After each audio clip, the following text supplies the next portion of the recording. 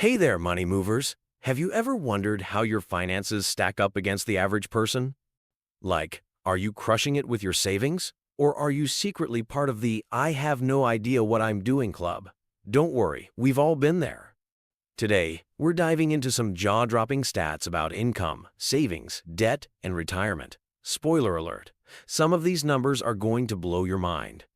So, grab your favorite snack, sit back, and let's see how you measure up. First up, income. When you're grinding away at your 9 to 5, do you ever wonder if you're earning more or less than the average Joe? According to the U.S. Department of Labor, the median income for a full-time worker is about $52,000 a year. That's roughly $26 an hour. But here's the kicker, that's before taxes. So, if you're bringing home more than that, give yourself a pat on the back. If not, don't sweat it. We've got tips coming up to help you level up. Now, let's put this into perspective. $52,000 a year sounds decent, right? But when you factor in rent, groceries, student loans, and that avocado toast addiction, it can disappear faster than a TikTok trend. For example, the average rent in the US is around $1,300 a month. That's $15,600 a year, almost a third of your income. And don't even get me started on student loans.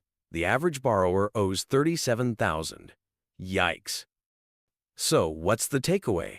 If you're earning around the median, budgeting is your best friend. Track your spending, cut unnecessary expenses, and look for ways to increase your income, whether it's asking for a raise, starting a side hustle, or investing in skills that can boost your earning potential. Now, let's talk about savings. The average person saves about 6% of their income. Sounds decent, right? Well, not so fast. Experts recommend saving at least 10 to 15% for retirement alone. And get this, the median retirement savings for all adults is just $65,000. That's not even enough to buy a Tesla Model S. For those under 35, it's even more grim, just $1,786. Yikes, but don't panic. The good news, even saving a small percentage consistently can put you ahead of the pack. Start today and you'll thank yourself later. Here's the scary part. If someone retires with $65,000 and uses the $42,600 a year to live on, that's $217 a month. You can't even get a decent Wi-Fi plan for that.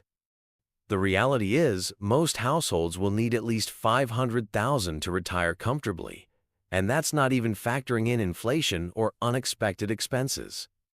But here's the good news. You don't have to be average. Start small.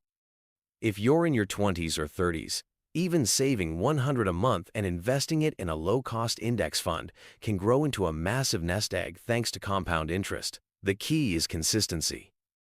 Time is your best friend when it comes to investing.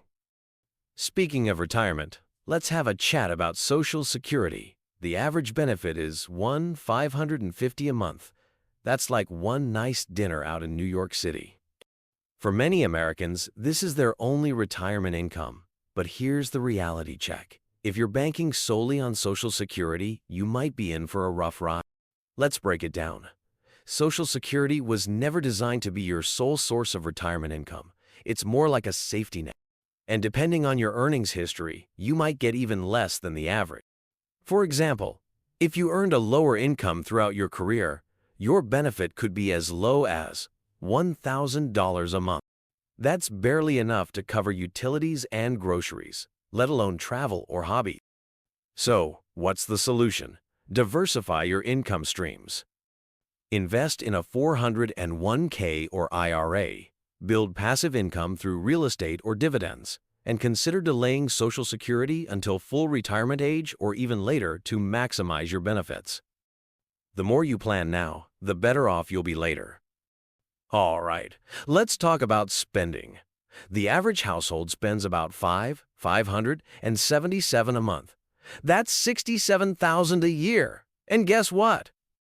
Housing is the biggest expense, eating up 34% of the budget. That's followed by transportation, food, and of course, those random Amazon purchases we all swear we didn't need. Here's a fun fact. The average person spends $913 a month on transportation. That's more than some people spend on rent. And don't even get started on food.